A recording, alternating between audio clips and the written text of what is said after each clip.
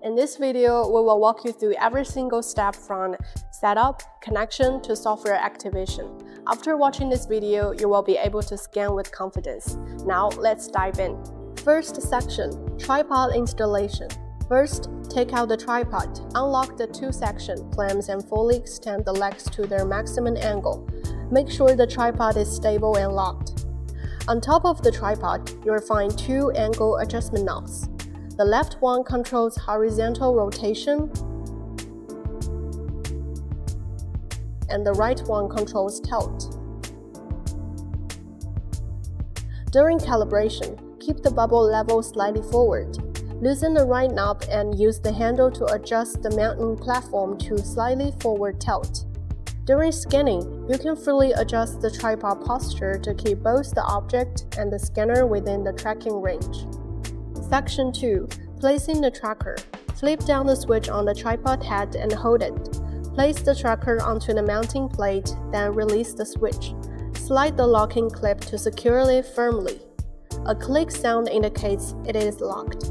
Section 3. How to uninstall the spherical scanner. For removing the handheld scanner from the ball frame, you will need to follow these steps. First, make sure the scanner is powered off. Unscrew the security screw on the Type-C port next to the power button. Disconnect the Type-C cable. Then, rotate the button locking knob clockwise. Place the scanner on a stable table and carefully remove the scanner. To reinstall, just reverse the steps.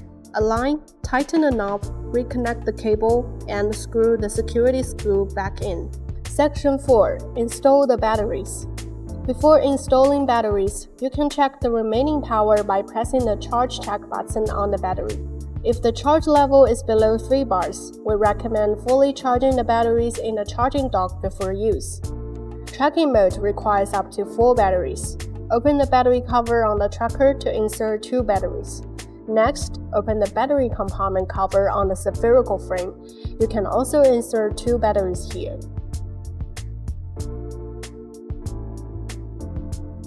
When using scanner mode, you can remove 1 battery from either the tracker or the spherical frame and insert it into the back of the scanner. Section 5. Set up the router. Take the router and connect one end of the Ethernet cable to your computer's Ethernet port, and the other end to the router's LAN port. Please note that the port next to the LAN is not usable. Also, please don't press the reset button. The router can be powered in 2 ways.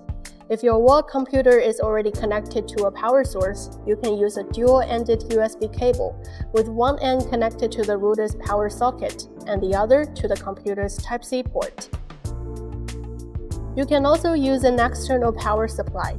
Connect the power cable to the router's power port. Plug the other end into the power adapter, and then plug the adapter into the main socket. Once the connection is complete, if the light is blue, this indicates that the router is receiving power and is connected correctly.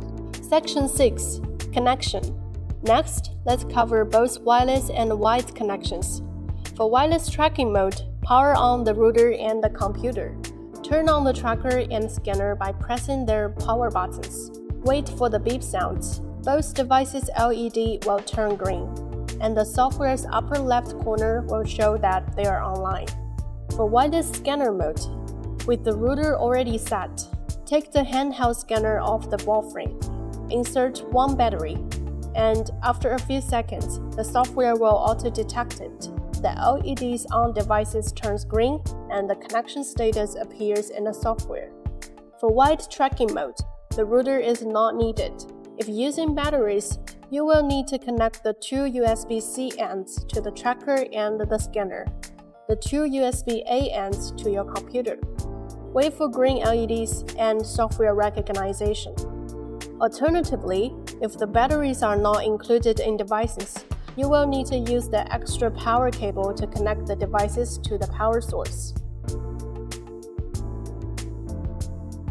For wired scanner mode, simply use a dual-ended USB-C cable between the scanner and the computer. The scanner's rear LED turns green, and the software updates the connection status. Section 7. Activate the EinScan Trak. Before the activation process, let's quickly go over how to install EinScan Trak software. There are 2 simple ways to get it done. First, local installation. Just take the USB drive that comes in a box, plug it into your computer, open the installation package, and follow the step-by-step wizard. Second, if you don't have the USB drive with you, no problem. You can download the software by searching EinScan Trak in EinScan Support Center. The system requirements for running the EinScan Trak software are as follows. Once your devices are connected, open the software. On the welcome screen, check if your devices are online. Follow the new user tutorial to log in with your Shining 3D account and activate the system. Complete the introductory walkthrough. We recommend activating wirelessly because the connection setup is easier and cleaner, but wired connection works just as well. After activation, you're all set.